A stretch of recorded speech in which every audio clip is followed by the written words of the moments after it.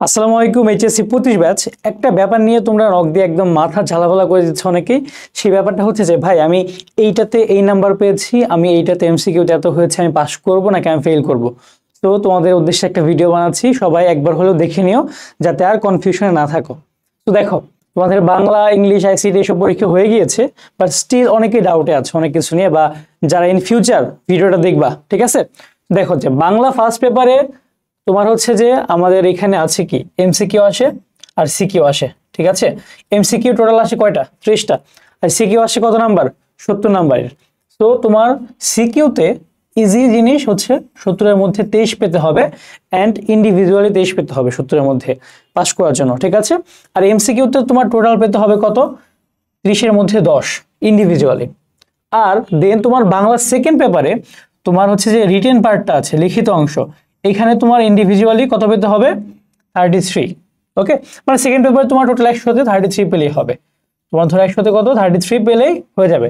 তো তুমি এখানে কি দেখতে পাচ্ছ? টোটাল তুমি হচ্ছে যে বাংলা ফার্স্ট পেপারে যদি 70-এর মধ্যে 23 পাও, আর 30-এর মধ্যে 10 পাও, আর সেকেন্ড পেপারে টোটাল যদি তুমি 33 পাও, তাহলে হচ্ছে তোমার কি বাংলায় পাস। ওকে, ডান। তারপর ইংলিশের ক্ষেত্রে আবার আলাদা। বাংলার ক্ষেত্রে যেমন ধরো যে ফার্স্ট পেপার অ্যান্ড সেকেন্ড পেপারটা ইন্ডিভিজুয়ালি পাস করতে হচ্ছে, ওকে। কিন্তু ইংলিশের ক্ষেত্রে জিনিসটা কি, তোমার দুইটা একসাথে, তোমার ইংলিশ ফার্স্ট পেপার আর সেকেন্ড পেপার দুইটা মিলে তুমি যদি 66 পাও, তাইলে তুমি হচ্ছে পাস করবে, ঠিক আছে।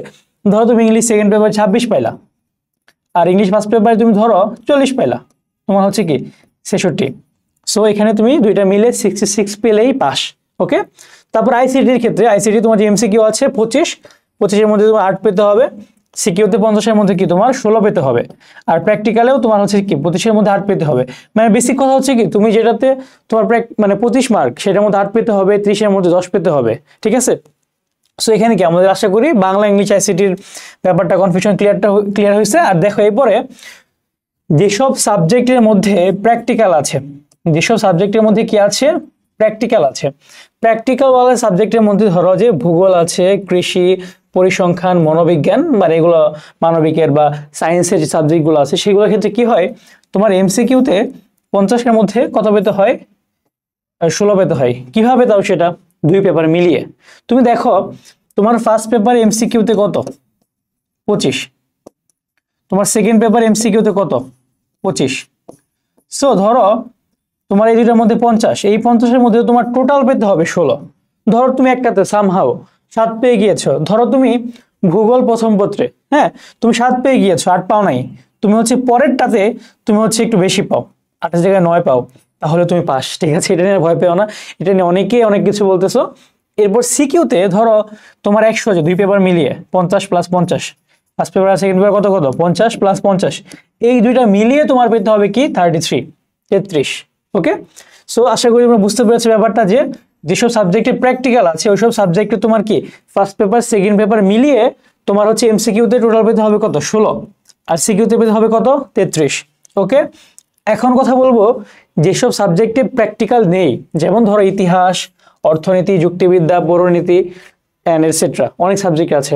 তো এইসব ক্ষেত্রে তোমার দেখো টোটাল কিন্তু সিকিউতে আমি একটুখানি গুলিয়ে ফেলেছি, মানে ধরো যে এটা একটু রিভার্স হবে, আমাদের সিকিউতে টোটাল কিন্তু দেখো কত থাকে? 70 প্লাস 70 থাকতেছে, তাই না? এই 70 প্লাস 70 কত হয়? 140। এই 140-এর মধ্যে তোমার কত পেতে হবে জানো? তোমার পেতে হবে 46 নাম্বার যোগ করে, মানে দুইটা মিলিয়ে, মানে ধরো যে একটা আছে না, যে কোনো তোমার দুইটা মিলিয়ে 46 পেলে তুমি পাস। আর যে তোমার এমসিকিউটা আছে, এমসিকিউতে কত? তোমার 60, যে দুই পেপার মিলিয়ে তার মধ্যে 20 পেলেই চলবে।